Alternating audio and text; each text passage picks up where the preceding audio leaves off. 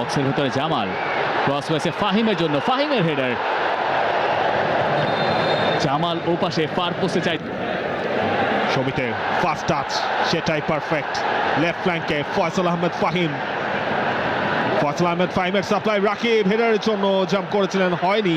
জামাল ভুঁইয়া, সেখান থেকে হামজা, হামজার অ্যাক্রোব্যাটিক অ্যাটেম্প এবং সেখান থেকেই গোল হামজা চৌধুরী, যার স্বপ্ন ছিল বাংলাদেশকে ম্যাচে ফেরানোর এবং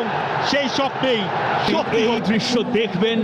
বারবার দেখবেন, প্রতিবার দেখবেন। এটা তপু, ফয়সাল আহমেদ ফাহিম, ফাহিমের একটা কাট ব্যাক, কিন্তু এটা ব্লক হলো এবার, পেছন থেকে সে রাকিব চেঞ্জ করতে চেয়েছিলেন এবং একটা পেনাল্টি, ফাউল কল করা হয়েছে,